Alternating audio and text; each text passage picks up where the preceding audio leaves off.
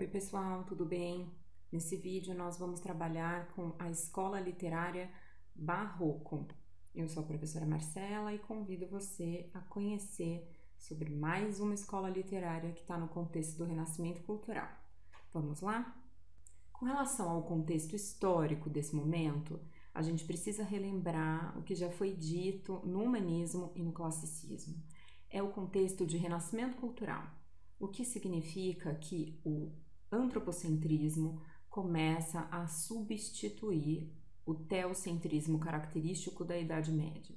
Isso foi em decorrência da ascensão da burguesia e da redescoberta das obras clássicas, que ficaram sob o domínio da Igreja durante muitos séculos. Tudo isso possibilitou, entre outras situações, a Reforma Protestante, que nada mais é do que um questionamento sobre a visão de Deus que a Igreja Católica veiculava, divulgava ao longo de todo o seu domínio secular. É importante a gente lembrar que até o século XVI a única religião cristã era o catolicismo. A Reforma Protestante então aparece por meio do anglicanismo, do calvinismo e do luteranismo, questionando não só os dogmas católicos, mas também uma nova visão de enxergar o pecado e o perdão. Apenas para exemplificar, para Lutero, por exemplo, a salvação era dada apenas pela fé, em contraposição a tudo que a Igreja Católica pregava, de que a salvação era dada por meio dos mandamentos, sacramentos, mandamentos da Igreja. Então, a Reforma Protestante começa a ganhar bastante destaque e a Igreja Católica, em oposição, perde muitos fiéis, o que significa que ela precisa se mobilizar para tentar, além de não perder, angariar novos fiéis. É o que fica conhecido na história como Contra-Reforma. É da Contra-Reforma também a Inquisição, chamada de Santa Inquisição, e também a Companhia de Jesus, que vai, por exemplo, mandar ao Brasil padres para catequizar os nativos, os indígenas.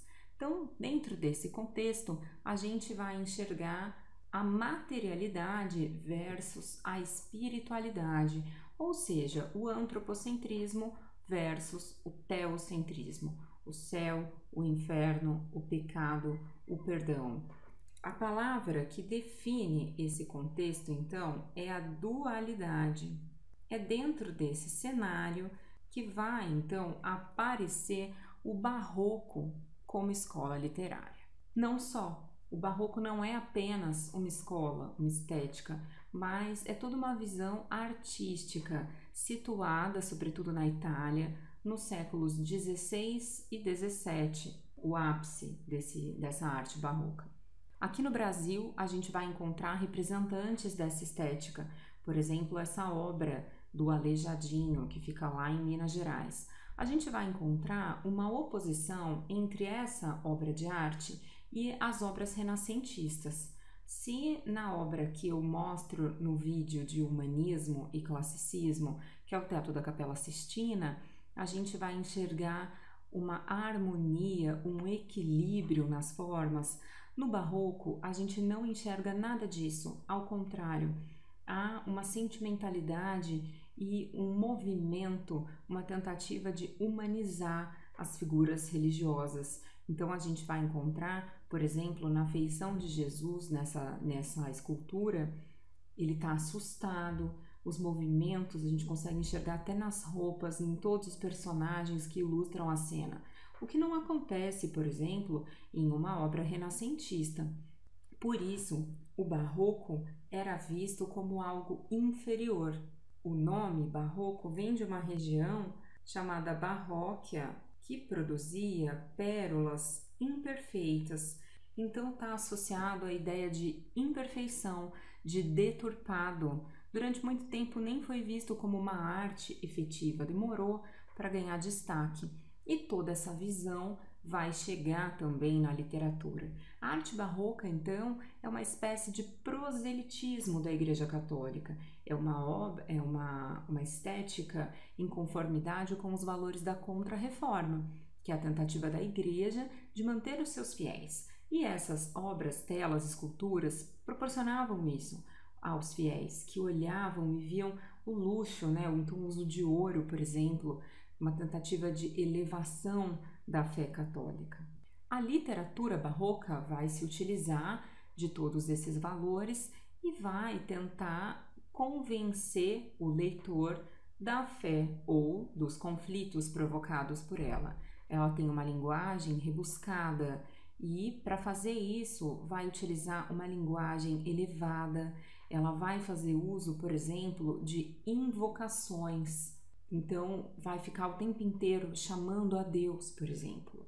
Para convencer o leitor, vai se utilizar de alguns recursos, como, por exemplo, a retórica, a capacidade de convencimento, de argumentação. A hipérbole, figura de linguagem que representa o exagero, e antíteses e paradoxos, representando a dualidade entre céu e inferno, corpo e espírito, bem e mal, pecado e perdão. Vai desenvolver, para mostrar esse conflito, duas estratégias. O conceptismo, nome que está associado à ideia de conceito, de apresentação de conceitos, então, do qual vai ser representante o padre Antônio Vieira, por meio de sermões, esses sermões mega conhecidos, alguns pregados no Brasil, e o cultismo, cujo representante é o Gregório de Matos. O cultismo está associado à poesia, porque é a ideia de brincar com as palavras, de se fazer convencer por meio do uso da rima, da métrica. Então, a literatura barroca vai encontrar representantes aqui no Brasil, como o padre, por meio dos seus sermões, e o Gregório de Matos, também chamado de o Boca do Inferno, por meio da poesia, que vai ser satírica, entre outros formatos. Nós vamos conhecer cada um desses autores em vídeos específicos. Eu encontro vocês lá. Até mais!